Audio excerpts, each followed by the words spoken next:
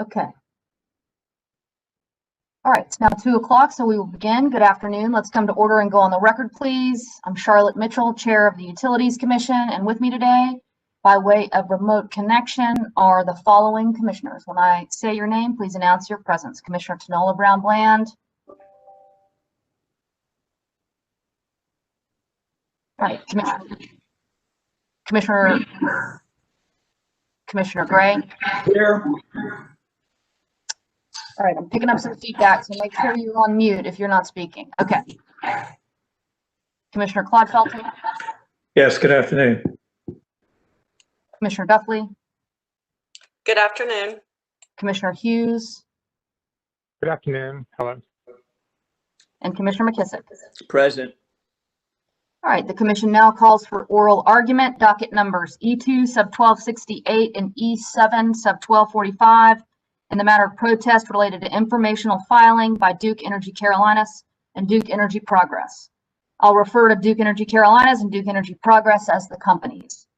On December 11th, 2020, the companies filed a joint informational filing in their respective company folders regarding their plans for membership and participation in the proposed Southeast Energy Exchange market, noting that the company's participation in SEAM will allow improved efficiency and bilateral agreements for the purchase and sale of excess power. The company stated their intention to file a platform agreement with the Federal Energy Regulatory Commission, or the Ferc, on December 28th, 2020.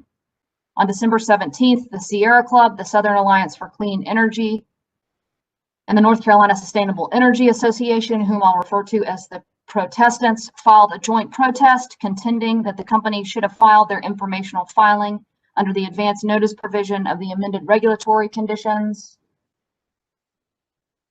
that were approved by the commission on August 24th, 2018.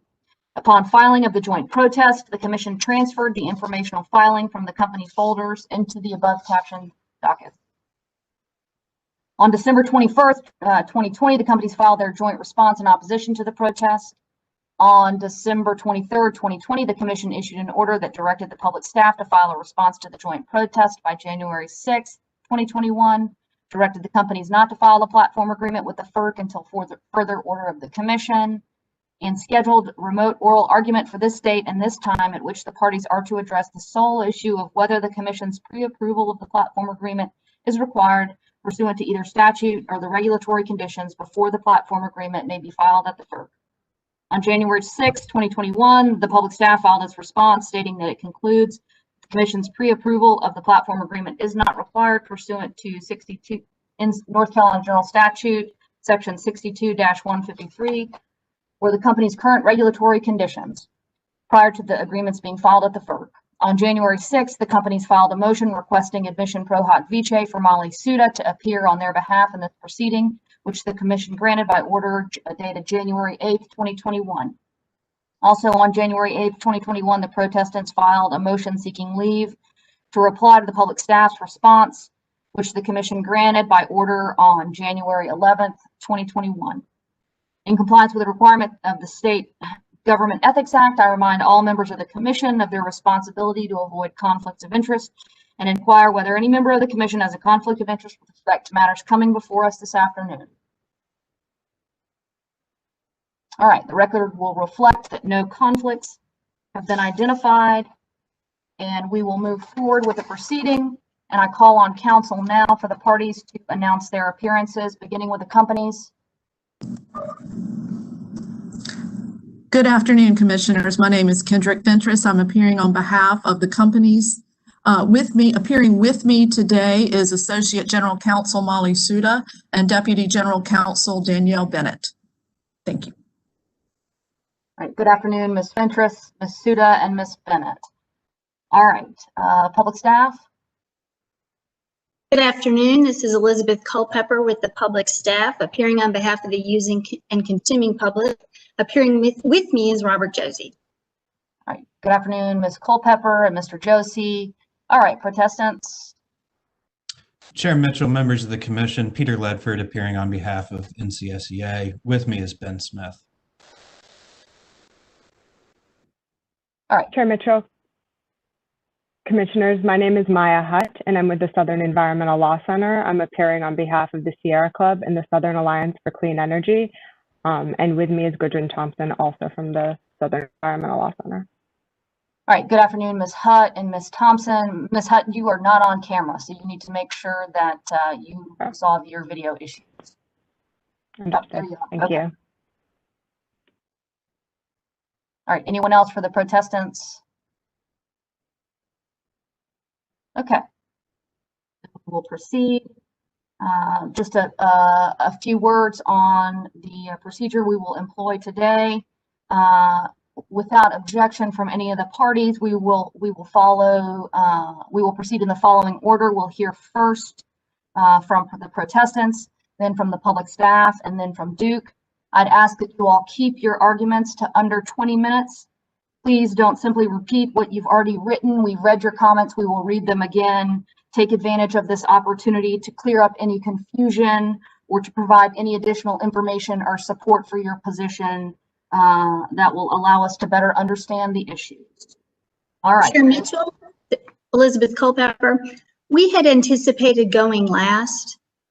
We think that Duke can clear up a lot of the questions that may be about the platform agreement and different issues that can be better explained by them instead of us, so we would request to go last. All right, if there are no objections, then we will hear first from protestants, then Duke, then the public staff. Thank you. All right, and it is my assumption that we will hear from only one of the protestants, that you all will be making a joint argument. And if I am incorrect in that assumption, please let me know at this point in time. Chair Mitchell, the joint protesting parties have identified a number of issues. Ms. Hutt is going to address the first two issues, and then I will address the last two issues. All right, thank you for that, Mr. Ledford. I would ask that you all do your best to keep your total time under 20 minutes. All right, Mr. Ledford or Ms. Hutt, you all may proceed. Thank you, Chair Mitchell. Good afternoon. The protesting parties would like to reserve 5 minutes for rebuttal. Before I get started, I'd like to very briefly explain why we filed this protest and why we believe that it is important for this commission to exercise its authority on this matter. To be clear, the protesting parties are not opposed to wholesale market coordination, and we are not trying to derail the SEAM. We are here because, along with potential benefits, arrangements like the SEAM create a real risk of undue discrimination and anti-competitive behavior. And in light of this risk, it is critical that the Commission enforce safeguards that were put in place by state law and by the regulatory conditions to ensure transparency and accountability. We recognize that the Commission has convened this argument to address the sole issue of whether the Commission's pre-approval of the platform agreement is required before the platform agreement is filed with the Ferc. The answer to that question is yes, with one qualification. The Commission has the authority and the obligation under the regulatory conditions to require that the companies give full notice and obtain explicit approval before filing the executed platform agreement with the Ferc. To explain this conclusion, we must answer several questions. The first is, what is the SEAM platform agreement? The second, is it the kind of agreement that this commission has jurisdiction over? Third, what do the regulatory conditions require? And fourth and finally, when in time does the commission's jurisdiction lie?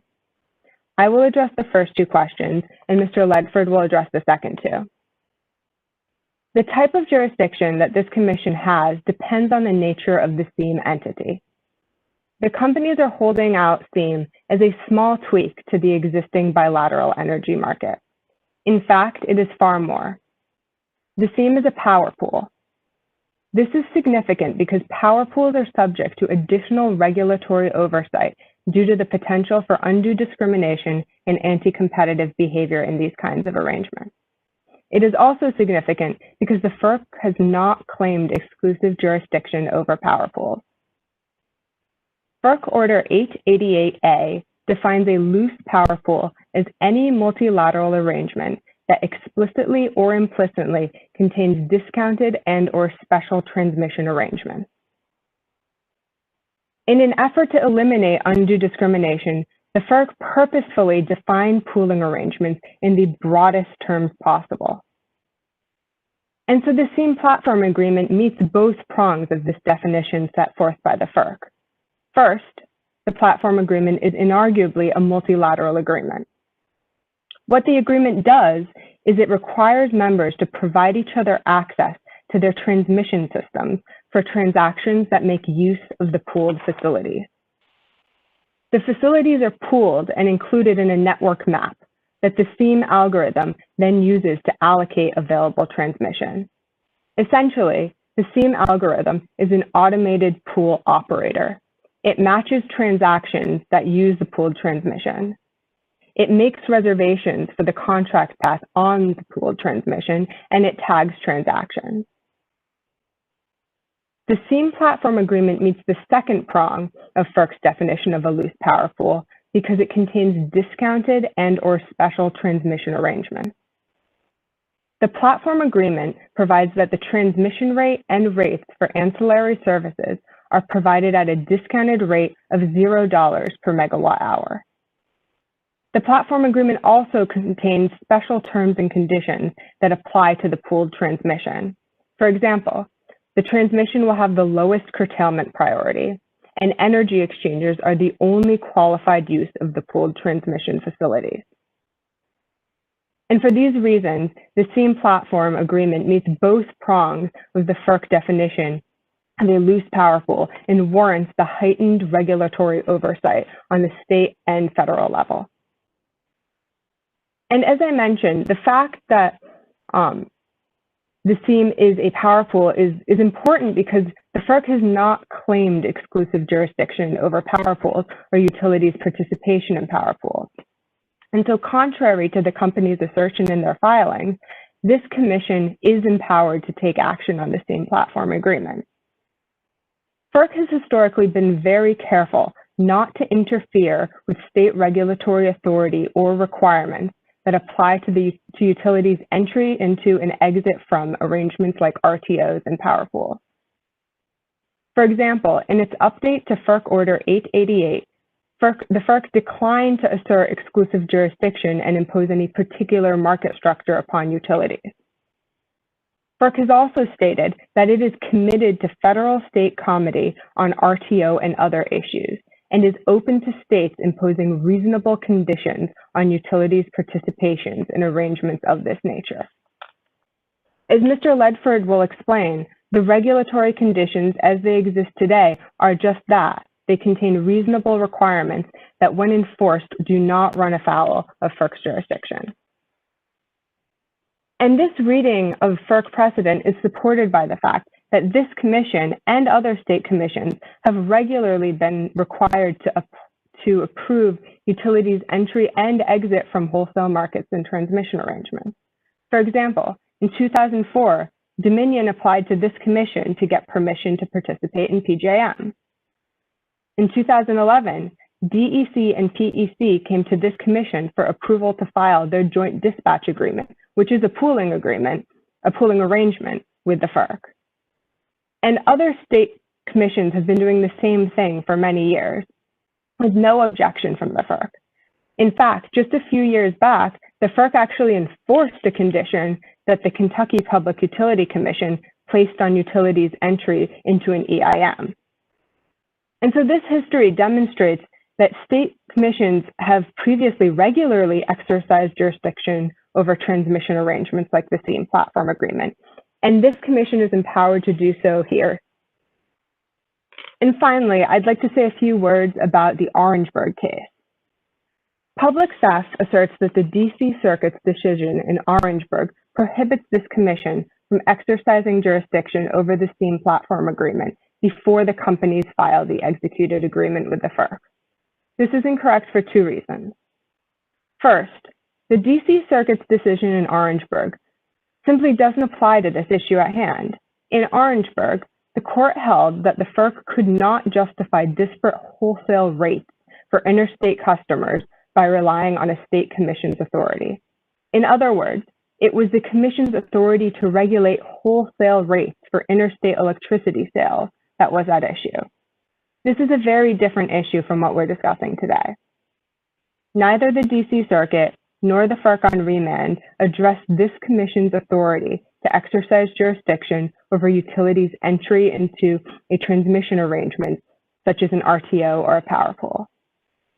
And so given Ferc's long history of not interfering with state regulatory authorities or requirements related to entry into such arrangements, and given the reality that state commissions regularly review applications to join RTOs and power pools, we should not lightly presume that the Ferc has preempted this commission's right to have a significant input on decisions related to the company's entry into a power pool.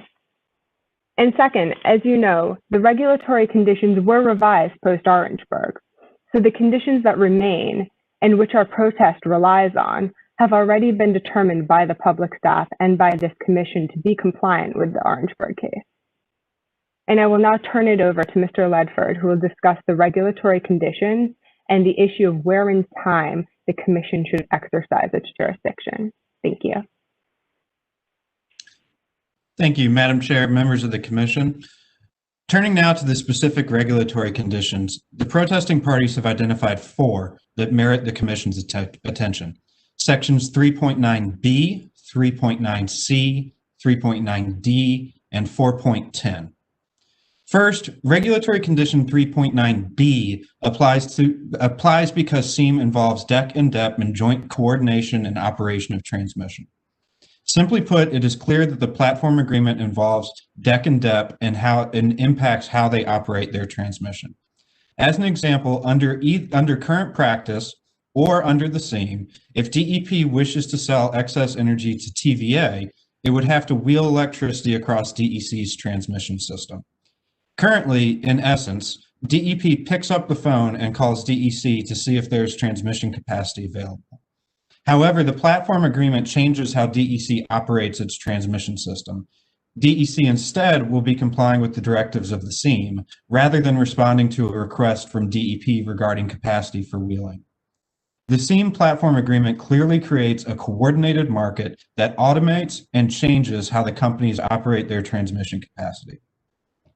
Second, regulatory condition 3.9c has not been satisfied because DEC and DEP have failed to file their revised open access transmission tariffs, a pool-wide OAT, or the enabling agreements between SEAM members.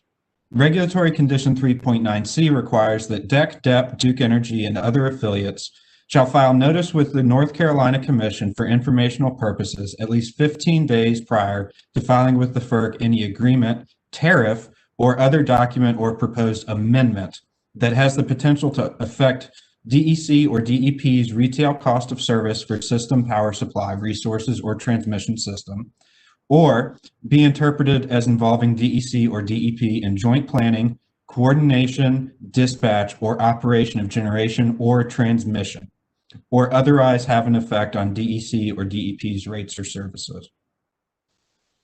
Platform Agreement Section 3.4 states that participating transmission providers shall amend their tariffs to include provision of non-firm energy exchange transmission service, and if required by law, shall also obtain acceptance of such provisions from the Ferc or other such governmental entities having jurisdiction over the tariff. In addition, the companies have not provided this commission with the Southeast Energy Exchange Market algorithm. The platform agreement defines the algorithm as the mathematical equations that determine the matching bids and offers resulting in energy exchanges. However, the Ferc has previously required markets to make their algorithms publicly available. In a decision involving the California ISO at 81 Ferc 61122, the Ferc directed the ISO to make publicly available the algorithm that it used to manage congestion, saying, quote, market participants need to understand how dispatch decisions are made. Simply put, this commission doesn't even have enough information to make a decision regarding the SEAM because the companies have failed to provide numerous documents required by the regulatory conditions. Third, regulatory condition 3.9d applies because the SEAM is comparable to an RTO. First of all, as Ms. Hutt noted, the SEAM is a power pool. And you may recall she cited FERC orders 888 and 888A. Those FERC orders set out the various wholesale market reforms, including both power pools and regional transmission organizations, or RTOs. Clearly, a power pool is a comparable entity under regulatory condition 3.9D.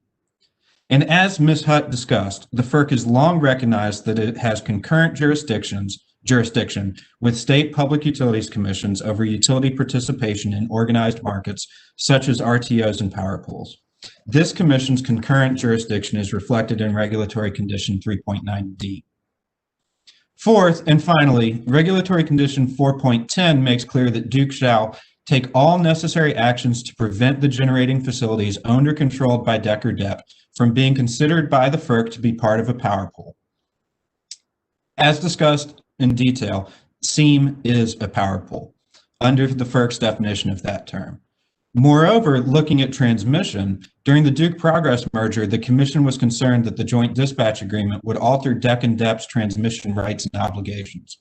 This is reflected in Section 5.2G of the JDA, which says that nothing in this agreement is intended to alter the parties' contractual or regulatory obligations, including without limitation the following: DEC and PEC's respective transmission rights and obligations, including rights and obligations under any transmission service agreements or transmission tariffs, and their respective obligations to provide transmission services. The platform agreement alters the parties' obligations under their transmission tariffs. DEC and DEP admit that they will have to amend their tariffs to add the SEAM service and make the SEAM work. This is not a violation of the Joint Dispatch Agreement, but it is something that the Utilities Commission was concerned about when evaluating the JDA during the merger. The platform agreement changes the company's respective obligations to provide transmission services by creating a pooling agreement in which companies no longer control all of the transmission service provided on their system. Determining algorithm and transmission reservations will be done by the algorithm. And with regard to generation, under Section 4.1B of the JDA, DEC shall act as the joint dispatcher and shall have responsibilities for new short-term power purchases to serve the parties' native loads. There's an open question as to whether DEC will be the participant in SEAM for Duke Energy Progress's sales and purchases through the SEAM platform. How would the JDA overlay on the SEAM? It could certainly increase opacity in what is already a non-transparent structure, and the question remains whether the JDA will need to be amended so that DEP can make its own sales and purchases through the same. The final question in the Commission's analysis regards when, in time, the Commission's jurisdiction lies. Specifically, does this Commission have jurisdiction before Duke files at the FERC or after Duke files at the FERC? The answer to this question is not a legal one, but a factual one. The timing of this Commission's jurisdiction hinges on the timing of Duke's execution of the platform agreement. The regulatory conditions make clear that Duke cannot join SEAM without this Commission's approval. Condition 3.9B says absent explicit approval. Condition 3.9D says contingent upon state regulatory approval. So the issue of when Duke plans to execute the platform agreement impacts this Commission's jurisdiction. If Duke plans to execute the platform agreement prior to filing at the FERC, then the Commission's jurisdiction lies prior to the FERC filing. If Duke plans to execute the platform agreement after SEAM has been approved by the FERC, then the Commission's jurisdiction lies after the FERC filing. The protesting parties cannot actually answer this factual question. Duke has gone to great lengths to obfuscate when it plans to sign the platform agreement. The best insight is a statement in Duke's joint response in opposition to protest, where they state that nothing in the complaint authorizes the Commission to grant the requested relief of prohibiting the companies from entering into the platform agreement and filing it at the FERC. In terms of relief, first we request that the Commission exercise its authority under regulatory conditions 3.9B, C, and D, and 4.10 to prevent the companies from entering into the SEAM platform agreement without explicit approval from the Commission. Second, we request that the Commission direct the companies to request and receive permission from this Commission to execute the platform agreement. Third, if the companies plan to execute the SEAM platform agreement prior to it being filed with the FERC, we request that the Commission require the companies to file the necessary required information, revised OATs, a pool-wide OAT, and the enabling agreements between DEC, DEP, and other SEAM participants. Finally, if the Commission concludes that it does not have jurisdiction over whether the companies may enter into the SEAM platform agreement, we ask that the Commission request that the companies hold off on entering into the platform agreement until the Commission has had an opportunity to consider the impact of SEAM on ratepayers. Thank you. All right. Thank you, Mr. Ledford, Ms. Hutt. Ms. Fentress, you all are up.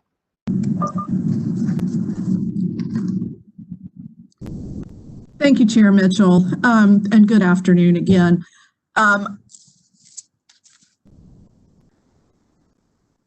The issue before this commission today is whether its regulatory conditions and General Statute 62-153 require this commission to approve the agreement prior to DEC and DEP filing it at the FERC. The commission has set forth a procedure that clearly lays out the steps whenever the companies have to make a filing at FERC, and General Statute 62-153 sets out the procedure whenever the companies are involved in an affiliate contract. Whether you agree with the companies or not that this is an affiliate contract, the companies have followed the Commission's own procedure under the regulatory conditions and have followed the General Assembly's own procedure under General Statute 62-153, neither of which require or provide this commission, require this commission to pre-approve the agreement prior to filing it at the FERC. Because the protestants have argued that this is a pooling agreement, I'm going to ask Ms. Suda to address that fundamental error in their argument.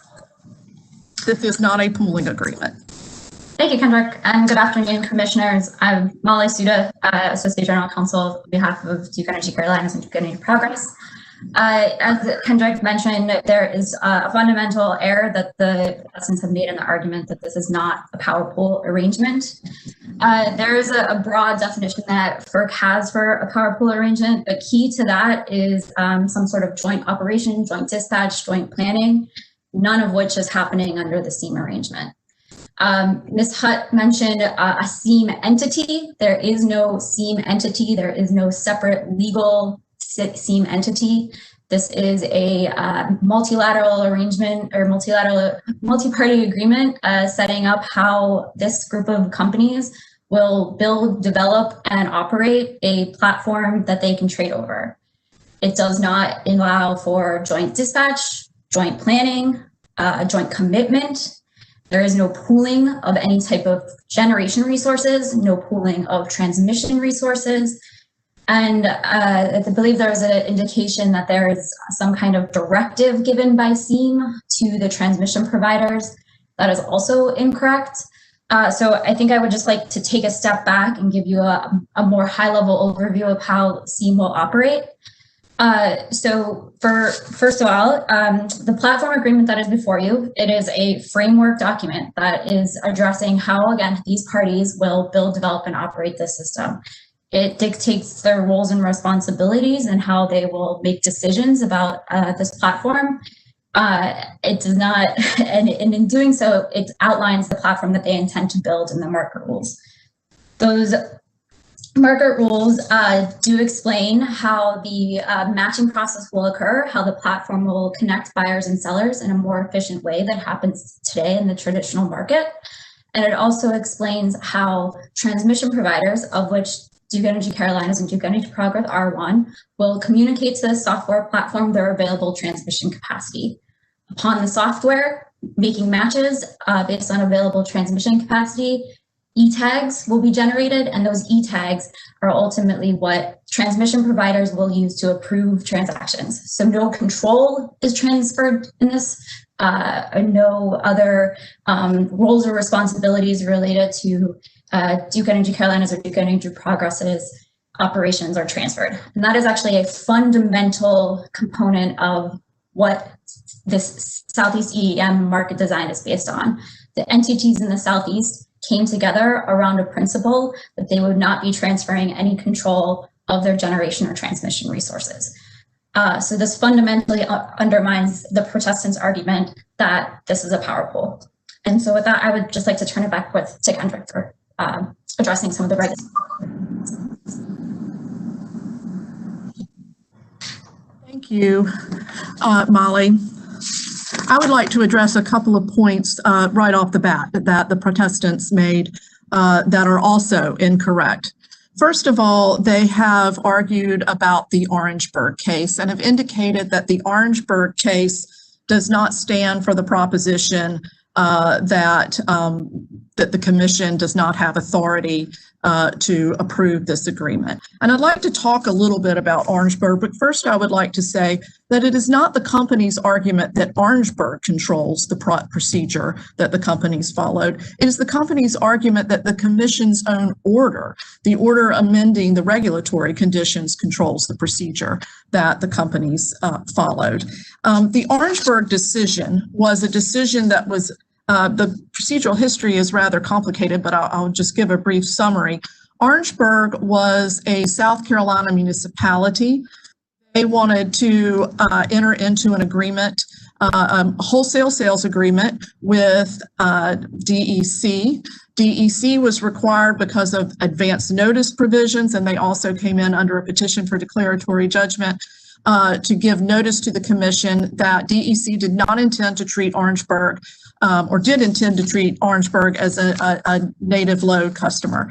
The North Carolina Commission took that advance notice proceeding to come to the decision that it disagreed with the treatment that DEC and DEP wanted to give this, that DEC wanted to give this wholesale customer, and it did not recognize that native load status. Instead, it indicated to the company that it would set DEC's rates as if DEC was receiving the higher of incremental cost instead of system average. And that therefore, because this was disadvantageous to DEC and to Orangeburg, the agreement did not go forward. Move forward to the merger between Duke and Progress. Orangeburg intervened and had objections about the JDA. The objections included the regulatory regime that is set out in Section 3 of the North Carolina regulatory requirements. And if the commission, I would direct the commission's attention to Appendix A, which has the red line, compare the old regulatory conditions with the new regulatory conditions. We're talking about the old regulatory conditions. Orangeburg had objections about those regulatory conditions, and they ultimately appealed it to the DC Circuit. The DC Circuit, among other things, indicated that it was troubled by the Ferc's decision to acquiesce to suggest that the North Carolina Commission had the authority to regulate in any way interstate wholesale sales, which plainly intrudes upon Ferc's authority. The DC Circuit remanded the case back to the Ferc. The Ferc then opened up briefing on whether the North Carolina Commission's regulatory conditions impermissibly interfered with the Commission's jurisdiction over wholesale rate making. The Ferc did not enumerate certain conditions or pick and choose which conditions it was going to look at. It just said the regulatory conditions. Admittedly, it did look at the regulatory conditions specifically dealing with wholesale customers, but it appeared to be concerned with the gatekeeping regulatory conditions, and primary among the gatekeeping regulatory conditions was this advance notice procedure. I would also note that, unnoted by the protestants, that the Ferc at this time also rejected another, in this case, an affiliate agreement that involved sales between DEC and DEP filed at the Ferc, the as available capacity sales agreement. In that affiliate agreement, DEC and DEP were selling short-term capacity to each other, potentially if the circumstances arose where they could do that in a way that would benefit ratepayers. The companies submitted the agreement. The Ferc acknowledged the benefits of the agreement, but then rejected it because of concerns that the North Carolina regulatory conditions some of which had been included in the body of the agreement, impermissibly impinged on their authority. At that point, the companies and the public staff, concerned that the FERC may order a complete preemption of Section 3 of the regulatory conditions, came together and worked together to revise the existing regulatory conditions to avoid that more pervasive preemption of Commission authority. And the Commission ultimately approved these regulatory conditions in its order granting the motion to amend regulatory conditions. And in that order, it stated unequivocally that the existing regulatory conditions as they are now are unlikely to survive continued FERC review. And the gatekeeping provisions that require advanced Commission proceedings to approve, reject, modify the Commission's proceedings or the Commission's filing at the FERC should be eliminated. The Commission struck a balance between preserving its ability to exercise its authority under General Statute 62 and avoiding violating federal law. That balance was accepted by the FERC itself in paragraph 15 of its order on remand found at 166 FERC 61,112. The FERC indicated that the Commission's revision of its regulatory conditions mooted the concerns of Orangeburg and the FERC, and they dismissed the appeal. Therefore, I would like to move on to specifically looking at regulatory condition 3.1b. 3.1b will show that the companies completely complied with it. Again, the companies are not, it's the company's position that these regulatory conditions and the affiliate agreement statute don't apply, but in an abundance of transparency and openness, the companies filed the platform agreement under 3.1b and filed it under General Statute 62-153, a point completely ignored in the Protestants' protest. If you compare the old 3.1b and the new 3.1b, it indicates that the Commission did away with the advance notice procedure that required a lengthy filing of numerous documents. It did away with the ability to intervene. It did away with the public staff's requirement to file comments, and it furthermore did away with the filing requirement that this be filed in a new docket. Instead, the informational filing gives the Commission the ability to have advance notice of a document that may be filed at FERC to allow them to file or protest or file comments at the FERC when the agreement is filed at the FERC. I'd also like to discuss the fact that the Protestants indicated that the companies had somehow been unclear or less than transparent with respect to when we will sign the agreement.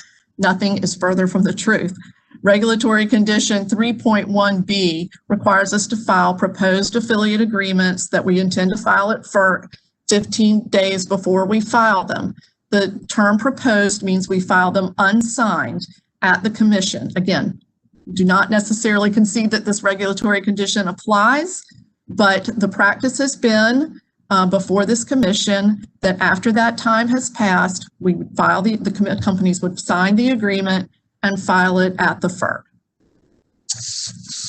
I'd also like to address the RTO assertion with respect to regulatory conditions 4.10 and 3.9D. As Ms. Suda explained, this is not an RTO. This is not a pooling agreement. This is not a sales agreement. The Commission has had concerns in the past about the companies entering into, or I suppose withdrawing membership from RTOs.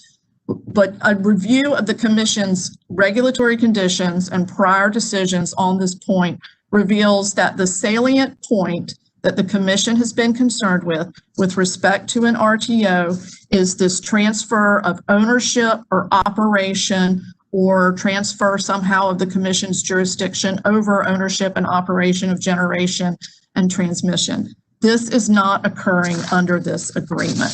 I would also say that you can look no further than the commission's decision in docket number E-7 sub 795 when it first came up with the regulatory conditions that had to do with joining an RTO. And that was what it indicated its concern was. And that RTO membership concern can be found on page 23 of the commission's orders approving merger subject to merger conditions and code of conduct. There, the commission said it was concerned with RTO membership and any proposed transfer of control, operational responsibility, or ownership. None of that is occurring here, and therefore regulatory conditions 3.9C and D and regulatory condition 410 do not apply. I'd also like to address the protestants' assertions about this agreement and add to what Ms. Suda had to say. First of all, this is not a wholesale sales agreement. This is not a sales agreement at all. DEC and DEP do not, contrary to Mr. Ledford's assertion, have an enabling agreement between them. There is no enabling agreement between them to file at the commission. They cannot transact under this wholesale platform agreement. Instead, this platform agreement will allow for the more rapid matching of buyers and sellers under the agreement, and that will allow them to, pursuant to pre-existing bilateral agreements, which are subject to the jurisdiction of FERC, buy and sell unused capacity. Also unmentioned by the protestants is the fact that this more rapid matching of buyers and sellers of this unused transmission capacity will result in cost savings for North Carolina, for DEC's ratepayers, for DEP's ratepayers, for the ratepayers of NCEMC, for the ratepayers of the munis, and for ratepayers across the Southeast, affecting this more efficient transfer of pre-existing bilateral agreements which allow for the sale of unused transmission capacity. I'm sorry, the button popped up. Because this is not the pooling agreement that the protestants claim that it is, and because the companies have followed, as the public staff has stated, the process put out by the commission, the procedure established by the commission in its order on amending the regulatory conditions in 2018, the companies believe that this commission does not, following those procedures do not provide for the commission to have to pre-approve this agreement prior to filing it at the FERC. With that, the companies would respectfully request that because they have followed these procedures, again, in an effort to be transparent and an effort to be open, that in following these procedures, that the commission recognize that it does not need to approve this agreement before it files at FERC. There was one more regulatory condition that I believe that the protestants asserted, and that is this joint planning, joint coordination, and dispatch. Again, that is not occurring here. DEC and DEP, with respect to joint planning, coordination, and dispatch, will be in no different positions than they are today with respect to SEAM. And with that, unless Ms. Suda or Ms. Bennett have anything to add, I will conclude my argument. Nothing to add.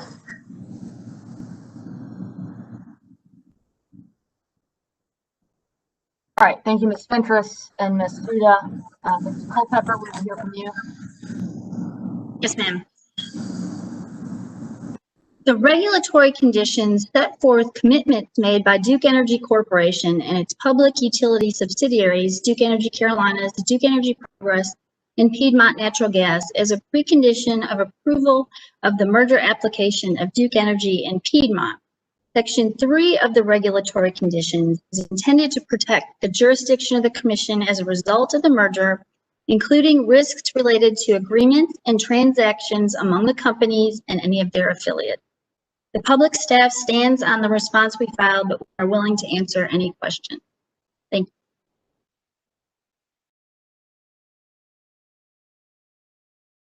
All right, thank you, Ms. Culpepper. Ms. Hutt, you may proceed with your response. Thank you. Mr. Ledford and I will split our 5 minutes. So I'd like to start by responding to Ms. Suda's statements about the seam not being a power pool. I'd like to point out that Ms. Suda did not address the fact that FERC Order 888A very clearly defines what a loose power pool is. And a loose power pool is an explicit it's a multilateral arrangement that explicitly or implicitly contains discounted and or special transmission arrangements. It doesn't matter what the seam looks like from far away, because when you get into this on a technical level, it does exactly that. And I would refer the Commission to Appendix B, the Southeast Energy Exchange Market Rules. And there it lies out very clearly that this is about the pooling of transmission. And I'm happy to walk through any of that if that would be helpful. But another clarification I would like to make is that we are not asserting that this that the seam would be pooling generation. It's pooling transmission, and that's what makes it a power pool.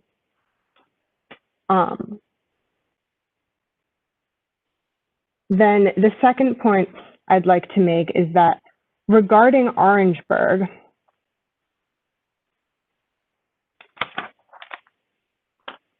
looking just at the remand back to FERC of the Orangeburg case, it shows that the real concern that the DC Circuit had was about what they found to be the Commission's usurping of exclusive FERC jurisdiction over setting wholesale rates, not participation in a transmission pooling arrangement, nothing of that nature.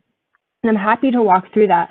But at page 3, it makes very clear that this is about FERC's exclusive jurisdiction over wholesale rates.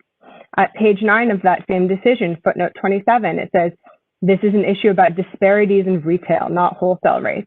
Again, at page 6, paragraph 11 of that decision, this is about the Commission's jurisdiction over wholesale rate making. And so the gatekeeping issue that the DC Circuit was concerned about in that instance was when state commissions get involved in wholesale rate making. And this is that could be further from what we're dealing with here. I'll let Mr. Ledford add what he has to say. Thank you, Ms. Hutt. Again, I want to point out that we are not arguing about advance notice of the filing, but whether the Commission has jurisdiction over the execution of the seam. The amendments to Regulatory Conditions 3.9b and c that Ms. Fentress discussed changed the pre-filing requirements, period. They did. But they did not change the Commission's jurisdiction over the execution of this type of agreement. So Ms. Fentress is completely correct that there's not clear procedure for how something like this should come before the Commission. But there is clear jurisdiction. This Commission has jurisdiction over the issue. FERC has decided over and over again that there is concurrent jurisdiction with state PUCs. And I'd also point out that on remand, the FERC just plain did not address the issues related to the regulatory conditions. As Ms. Fentress noted, it decided that those issues were moot because the Commission had already amended the regulatory conditions. So we're not making our argument based on the regulatory conditions that existed pre-Orangeburg. And finally, with Ms. Suda's assertion that because there is no seam entity, the Commission cannot have any sort of jurisdiction, that's entirely incorrect.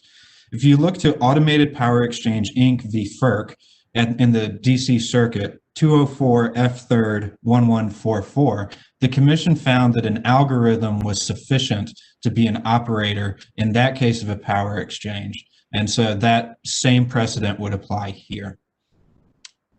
Thank you, Chair Mitchell and members of the Commission.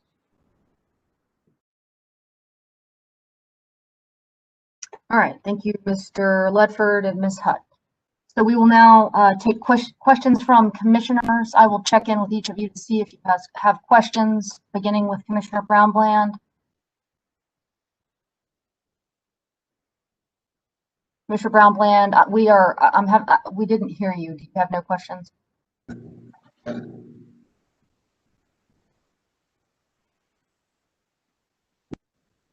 Lost audio with Commissioner Brown-Bland.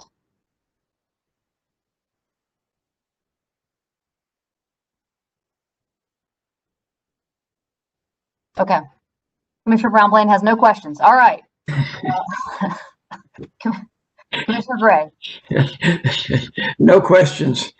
All right. Thank you, sir. Commissioner Clodfelter. Yes, Ms. Fentress. I cannot see you on my screen. Are you there? I am. I'm sorry. It's not as quick with my fingers as I need to be. No, you're fine. I found you now. I wasn't sure exactly what I was hearing from the protesters on one point, so I'll ask you a fairly straightforward question, and then we'll see if we have anything else to explore.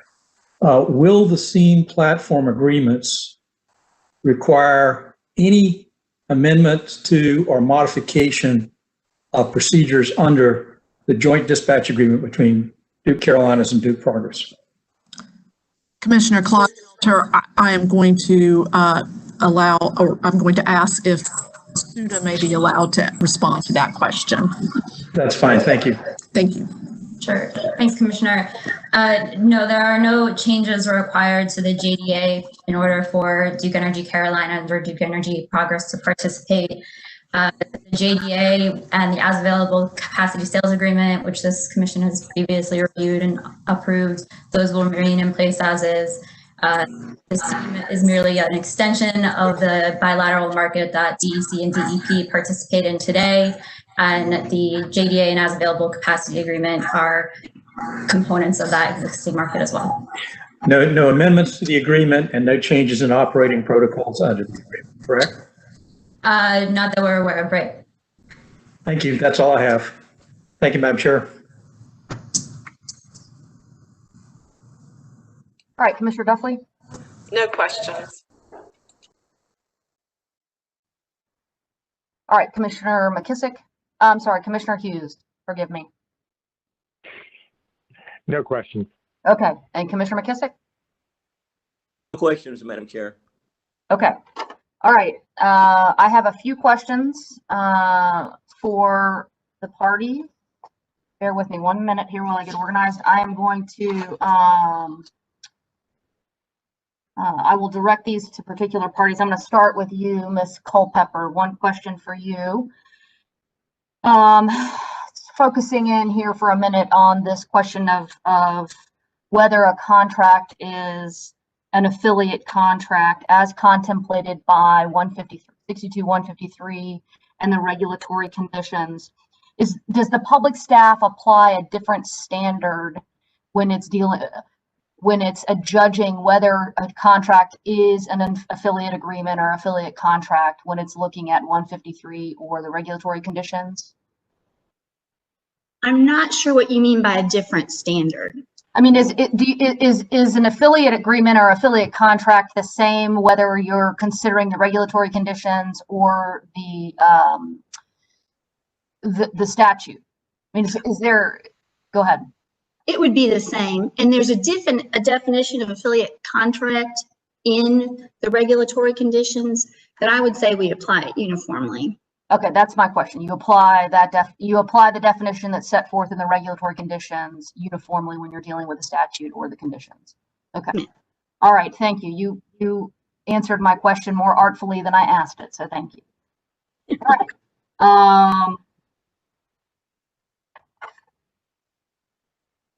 All right. Ms. Fentress, just a sort of a quick clarification for you. Will the companies be treated as a single member under the platform agreement, or will they be treated as separate members? Absolutely not a single member. The operating companies remain two individual members of the SEAM platform agreement. It is as if they are not transacting with each other. There are no enabling agreements between them. They cannot transact with each other. They each bear their own separate pieces of the operating cost as required, but they are in no way integrated or one single participant.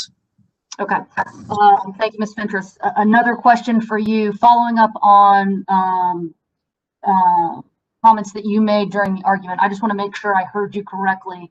I believe I heard you to say that the planning, that there will be no joint planning and coordination pursuant to the company's entry into this agreement or participation in this agreement. The planning and the coordination that goes on subsequent to entry into the agreement will be the same as it is now. Did I hear you correctly? That is correct. That nothing is going to change with respect to how the companies plan or coordinate or dispatch generation or transmission as to what exists now. And as Ms. Suda indicated, there are no changes to the JDA, no changes to the as available capacity agreement, no changes. And I might ask Ms. Bennett, I believe that there was some question about a transmission, about this being a pooling of transmission services. If relevant to your question, I would ask Ms. Bennett to address that as well. All right, Ms. Bennett, I see you now have appeared on my screen. Do you have anything further to add or elucidate based on the conversation that Ms. Fentress and I have been having? Yes, Commissioner. There was a comment made that we were pooling transmission, and I think that's just a misunderstanding of how service is provided currently, transmission service under the open access transmission tariff. Today and in the future, when someone wants to purchase transmission service in order to transfer energy that they are purchasing, they have a service agreement under the OAT, the FERC jurisdictional OAT for DEC and DEP. For the companies, that's the joint OAT. And when you go to purchase, you have a service agreement, and then you put in reservations when you want to reserve transmission service. And that is reserved using E-tags. You heard Ms. Suda reference those earlier, that we use E-tags. That process is all very public. We have our own OASIS page where your available transmission capacity is posted. And when someone wants to reserve transmission, if they have a service agreement in place, if there is available transmission capacity, then a tag is created and the transmission provider can approve that. That's how it works today, and that's the same way that it'll work with SEAM. So there's seemed to be this misunderstanding that we are somehow pooling our transmission. The companies, both Duke Energy Carolinas and Duke Energy Progress, are still separate transmission providers. They have separate available transmission capacity available under their OATs. If someone wishes to utilize that transmission, they still have to have a service agreement. There still has to be available transmission capacity available. And then those tags are approved if there is available transmission capacity. So that's not changing with SEAM. We are not pooling our transmission for use by others. We will continue to offer FERC jurisdictional transmission service. And part of the reason that the platform agreement is even being filed with FERC is because this new transmission service is being created that has no cost. And because of that new transmission service, there'll now be a new service offered under the OAT that people can apply for. But we're not pooling our transmission service. Everyone remains kind of separate providers and operators. I think Mr. Ledford referred to, we would pick up the phone and call the other company if we wanted to wheel transmission across the system. That's not the way transmission service works. You have a service agreement for service, and you put in a request through OASIS for that service. And that's how it works for affiliates and non-affiliates. That doesn't change. There is no pick there, and we're not handing that over to the SEAM platform so that the platform can now determine whether you can purchase service. What the platform will do to expedite matters, the platform will actually issue the E-tag. If it goes out to the OASIS of the different transmission providers and checks to make sure there is available transmission capacity available, then a tag is issued. So we're not pooling transmission at all. Thank you, Ms. Bennett. Commissioner Mitchell, may I just follow up very briefly? You may. Question. You had asked if we were entering, if we were, sorry, if we were becoming members of this regional collective as one entity. I would note that our code of conduct prohibits us from acting, our code of conduct requires us rather to act independently of each other. And if we were to try to join up as one entity, I would be back in front of this commission with a request to waive the code of conduct with respect to that. That's all. Thank you. Okay. All right. All right. Thank you, Ms. Fentress and Ms. Bennett.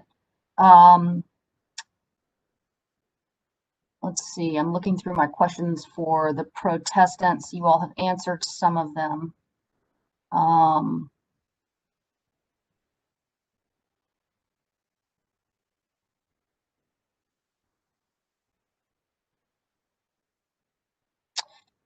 Mr. Ledford, Ms. Hutt, with respect to your reading of 62-153, so North Carolina General Statute Section 62-153, in your in the joint protest that was filed on the 17th, I'm looking at paragraph 7. You all state that 62-153 requires utilities to obtain the commission approval of contracts with their affiliates. What is help me understand the basis for that position, and just to expound on our question here, doesn't the fact that 62-153B provides a subset or a category of affiliate contracts for which commission approval must be obtained necessarily imply that there are other affiliate contracts for which notice must be given, but for which commission approval isn't required? Either one of you all or both of you all can answer that one. Chair Mitchell, I'll attempt to address that. Okay. In our view, 62-153, similar to the public staff, is essentially implemented in the regulatory conditions, almost like a rulemaking proceeding. Those are the rules to implement 62-153. So we see some greater detail in the regulatory conditions about how to implement 62-153. In particular, when it comes to affiliate contracts, it may be in this case that DEC and DEP will never sell anything between each other. However, the fact that there's a third party to a contract that involves DEC and DEP does not render it to no longer be an affiliate contract. They are still signatories to the same document. In terms of whether the subsection B changes anything, I don't believe that it does. In this case, there are, as Duke has made very clear, that there's not any payment of fees or anything like that. So I think that it's still appropriate for the commission to issue for the commission to exercise its general jurisdiction that it has under the regulatory conditions regarding these other aspects, even if it's outside the issue of an affiliate contract. There are still aspects of the regulatory conditions involving transmission, pooling, and the like. I understand those points that y'all have made today, and I've heard those, but my question really pertains to 153 and specifically, I mean, I read your protest to say 153 requires commission approval of affiliate agreements, affiliate contracts, and I just want to make sure I understand your interpretation, your reading of that correctly, as 153B seems to require approval for only a certain subset of or of the category of affiliate agreements. And so I was just hoping you could expound on confirm my reading of or my understanding of your position or your client's position, and then expound on that. And if you've already done so, just you can say that. No, I would also just and also I directed my follow up to you, Mr. Ledford. Ms. Hutt can also jump in too if she would like. I didn't mean to leave her out. I will just make one point, and then if Ms. Hutt has anything to add. I mean, in 153A, it distinctly says that the commission may disapprove after a hearing any such contract if it's found to be just and unreasonable.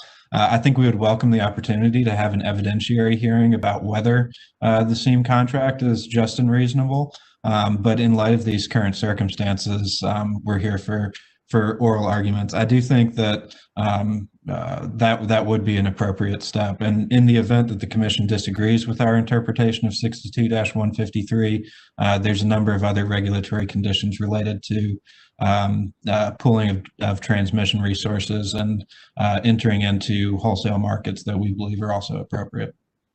Okay, thank you, Mr. Ledford. Just one more follow-up for you. So if no party challenges a contract under A, 153A, is it your all's position that it's incumbent on the commission to take the issue up sua sponte?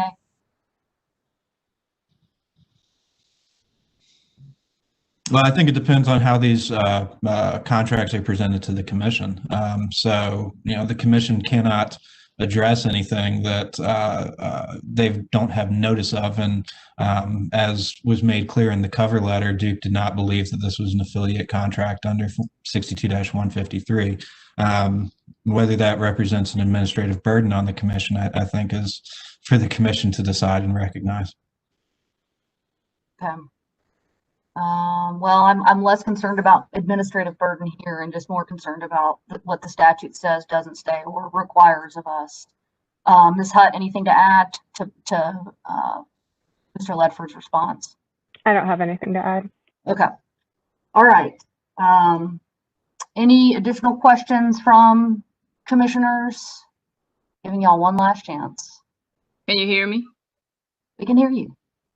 All right. Mr. Brown-Bland, you may proceed. Ms. Fentress, I did have one question. Is it, in fact, the company's current position that the fact that the companies aren't the only parties to the platform agreement means that there's not a transaction between or among affiliates? That is not at all our position, Commissioner Brown-Bland. Our position is that it is not an affiliate agreement because the two affiliates are each individual members of a regional collective. They are not exchanging goods, services, employees, data, assets, or liabilities. Companies have had agreements numerous times with other parties to them and have filed them as affiliate agreements. I will note one, the process, I would say, for filing affiliate agreements under General Statute 62-153 is long established. The Commission is very familiar with it. I noted some affiliate agreements that the companies had filed in the past 2 years under 62-153A that the Commission did not approve. That process goes all the way back a decade or so, and I will highlight an affiliate agreement that the companies filed in 2009. It was a sales agreement by DEC. It was selling materials to its Midwest affiliates, a number of them to aid with storm restoration. That was filed in docket number E-7, sub 913. Because the agreement was not for the provision of services, the agreement was for the exchange of assets. It was filed under 62-153A, and the Commission was not required to take any action. And we have also filed in the past 2 years. One moment, please. I apologize. I have the agreements. We filed dynamic power exchange agreements that had, sorry, right here. Sorry about that. We have filed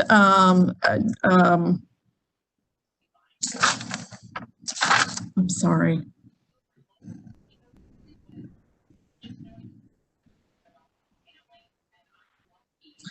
Well, we have filed dynamic power exchange agreements where DEC, DEP, and another party were on it. The other party was not an affiliate. It was, I believe it was a city, and I apologize. I can get that site for you after the argument. It's not where I thought it was going to be. But we have done that. We have filed agreements that had affiliates and other parties on it. Okay. 62-153A. So I thank you for that because I wanted to be sure that I had your position correct. So I appreciate that. No further questions. All right.